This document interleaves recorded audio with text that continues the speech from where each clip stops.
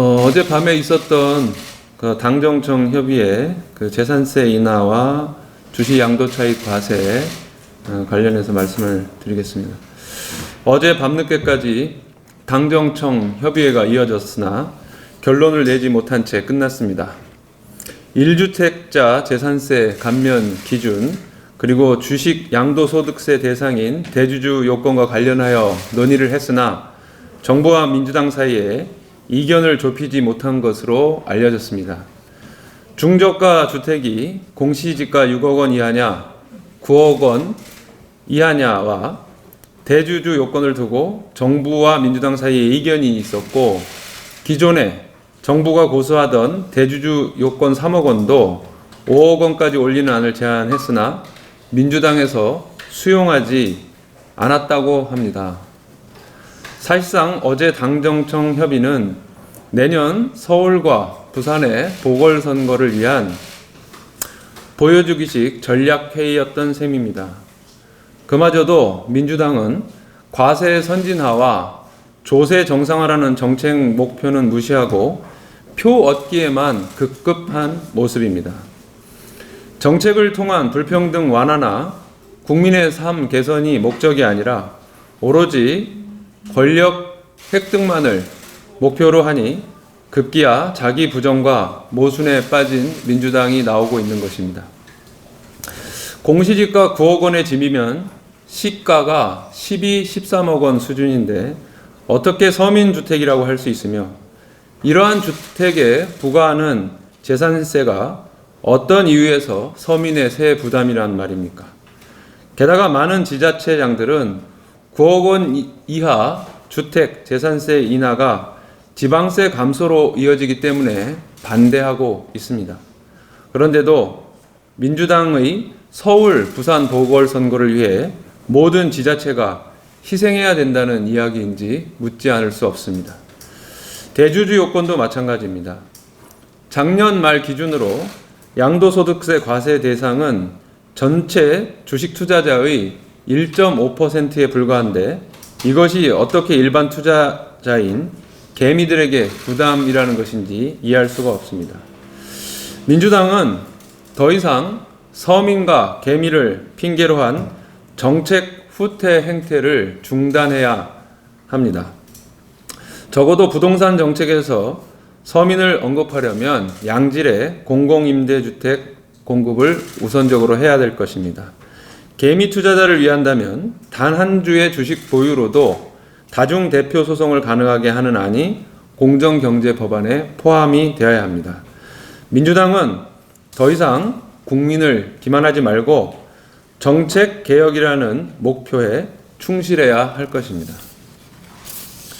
다음으로 세월호 관련 국회 청원 요건 달성 말씀드리겠습니다. 지난 주말 세월호 참사 관련 박근혜 전 대통령 기록물 공개 결의와 4.16 세월호 참사 진상규명을 위한 사회적 참사의 진상규명 및 안전사회 건설을 위한 특별법 개정의 10만 국민 동의 청원이 완료됐습니다. 청원에 참여해 주신 모든 국민 여러분께 감사드립니다. 이것으로 공소시효가 얼마 남지 않은 시점에서 박근혜 정권의 청와대, 국정원, 군 등 권력기관에 대한 조사와 수사, 대통령 기록물로 봉인된 당시 청와대의 기록물 또한 공개될 가능성이 열렸습니다. 이제 책임은 국회로 넘어왔습니다. 10만 명의 국민이 청원한 일이자 촛불 이후 10만 명의 국민이 청원한 일이자 21대 첫 정기국회인 만큼 국회는 그동안 직무유기를 반복해서는 안 됩니다. 특히 국민의힘은 세월호 참사와 관련하여 전향적인 입장을 취해야 할 것입니다. 또다시 세월호를 정쟁으로 끌어들이거나 진상규명을 방해한다면 국민의힘의 운명도 곧 최종심이 나올 박근혜 전 대통령과 함께할 것입니다.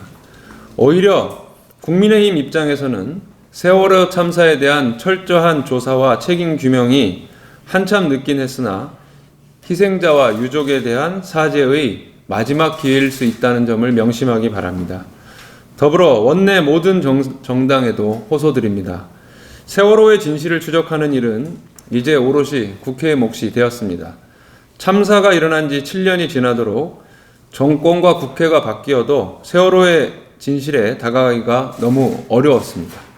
세월호 관련 조사나 기록물 등에 대해 크고 작은 차이가 있을 수 있지만 세월호 참사의 진실과 책임 규명에 대해서는 이견이 있을 수 없습니다.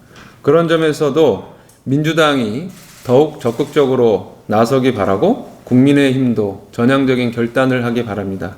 정의당도 끝까지 진실을 밝힐 수 있도록 마지막까지 최선을 다하고 절대로 세월호 참사를 잊지 않을 것입니다. 네, 이상입니다.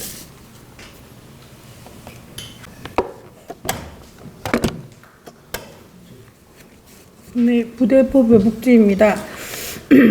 안희정 전 충남도시자의 위력 성폭력 사건이 2018년 3월 5일 언론을 통해 알려지고부터 대법원 유죄 확정 판결이 난 2019년 9월 9일까지 554일간 더불어민주당은 무엇을 하였습니까? 사건이 발생하고 곧바로 안희정 씨를 제명하고 제대로 된 사과 한마디 하지 않았습니다. 본 사건이 언론을 통해 알려지고 곧바로 시작된 피해자 신상 털기와 모욕, 비난은 심각한 2차 가해였습니다. 민주당은 심지어 2차 가해를 한 가해자 측을 옹호하고 안희정 씨를 옹호하고 증언한 측근은 민주당 소속 의원실의 보좌관으로 채용하고 피해자를 조력하고 정언한 보좌관을 내쫓아 버렸습니다. 현재도 피해자는 2차 가해를 한 안희정 측근과 소송 중에 있습니다. 21대 총선 직후 4월 23일 오거돈 전 부산시장은 기자회견을 열어 5분 동안 불필요한 신체 접촉이 있었다라고 발표하고 사퇴했습니다. 민주당은 안희정 씨와 마찬가지로 오거돈 씨를 제명하고 제대로 된 사과를 하지 않았습니다. 피해자는 오거돈 시장의 기자회견부터 지금까지 개인정보가 유출되고 모욕적이고 악의적인 댓글로 2차 가해에 여전히 노출되어 있습니다. 오거돈 시장의 강제추행 사건은 검찰에 송치된 상태이고 법적 판결이 나지 않은 상태이기에 향후 피해자가 감당하고 감수해야 할 일은 아직도 많이 남아있는 상태입니다. 7월 9일 박원순 전 서울시장은 성추행 피소 직후 사망했습니다. 이 사건의 피해자는 이 사건 피해자에 대한 2차 가해는 비난과 모욕을 넘어서 위협의 수준에 있습니다. 이런 상황에서도 민주당은 피해자에 대한 사과 한마디가 없습니다. 피해자에 대한 사과 한마디 없이 박원순 시장의 업적을 소환하고 애도했습니다. 그리고 서울시는 대대적인 추모 행사를 진행했습니다.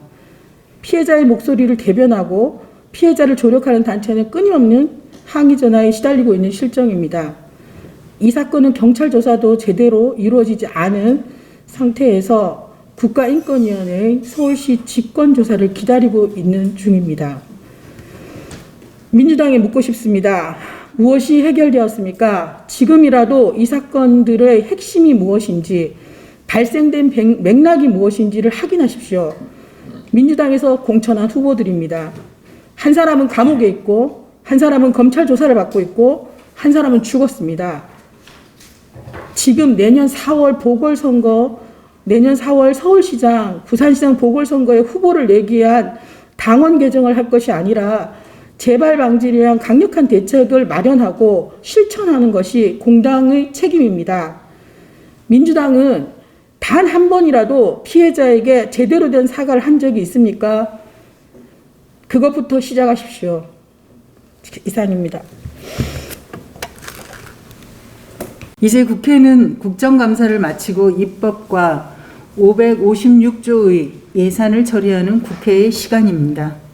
지난 주말에 세월호 관련 두 가지 국민 동의 청원이 10만 명의 국민 청원 서명을 채웠습니다.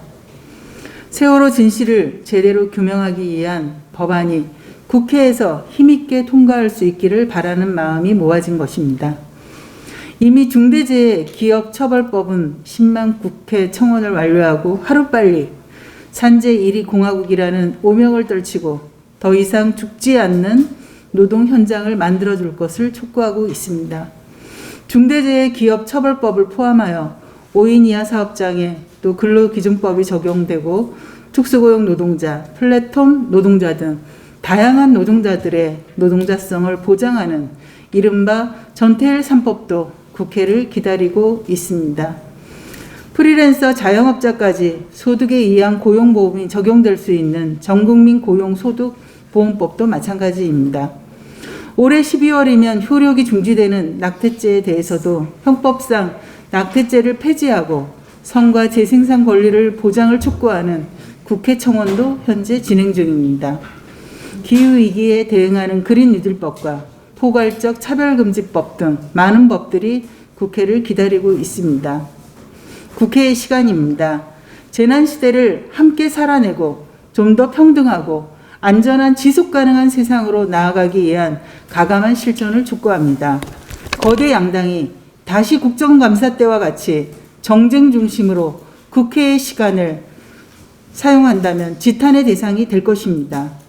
정의당은 정쟁보다는 정책 경쟁을 제안합니다. 국민이 원하고 만들고 싶은 세상으로 입법 노동자 국회의 노력을 촉구합니다. 코로나19에도 공공병원에 대한 투자는 인색한 정부입니다. 지난 1월 말부터 우리나라를 비롯 전 세계를 공포에 떨게 했던 코로나19가 주춤하기는커녕 도리어 재확산하며 각국의 봉쇄 조치로 이어지고 있습니다. 이러한 와중임에도 내년 정부 예산안에서 공공의료에 대한 정부의 의지는 보이지 않습니다. 정부는 2021년 예산안에 공공병원 건립을 위한 예산을 한 푼도 반영하지 않았습니다. 또한 시민의 생명을 지키는 데 필수 불가결한 공공병상을 확보하기 위한 노력도 안 보입니다. 우리나라 인구 1,000명당 공공의료기관 병상수는 1.3개로 OECD 평균인 3.0개에 턱없이 부족합니다. 당장 OECD 평균에 가지 못하더라도 제대로 된 1차 보건의료 체계를 확립하고 최소한의 공공병상을 운영하기 위해서는 인구 1,000명당 공공병상 2.0개의 수준으로 확대가 필요합니다. 공공병원 신증축 또는 민간병상 매입 등을 통해 최소한의 공공병상을 확충하기 위해서는 5년 동안 총 13조 가량이 소요될 것으로 예상됩니다. 연간 2.6조 원으로의 보건복지부 2021년 예산안의 2.9% 수준입니다. 코로나19 시대에 감염병에 대한 우려를 불식시키고 공공의료의 역할을 확대 강화하기 위해 내년도 예산에 이를 반영되도록 해야 합니다.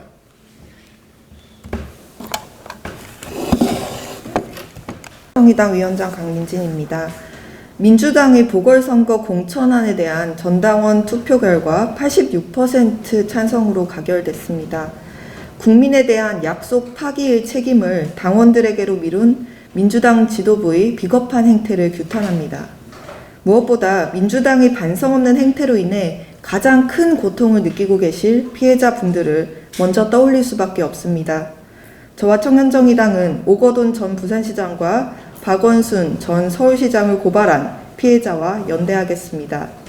국민 여러분께서도 민주당의 이 같은 잘못된 결정에 대해 분명하게 비판해 주시고 피해자들의 곁에 서 주시기를 부탁드립니다. 민주당이 진정으로 이번 보궐선거를 초래한 사태에 대해 피해자들과 국민들에게 사과하는 마음을 갖고 있다면 해야 할 것은 후보 공천을 하지 않는 것이었습니다. 이번 당원 투표를 실시한 것과 그 투표 결과는 민주당이 말로만 사과하고 아무런 책임도 지지 않고 대가도 치르지 않겠다는 선언이나 다름없습니다. 지금 국민의힘과 민주당은 서로를 향해 내로남불이라 하고 있는데 보는 사람은 민망하기 짝이 없습니다. 민주당이나 국민의힘이나 보궐선거 초래의 대가를 외면하며 책임 정치를 저버리는 방식으로 기득권 양당 정치를 유지해왔다는 점에서는 다를 바가 없다는 점에서 매한가지일 뿐입니다. 이상입니다.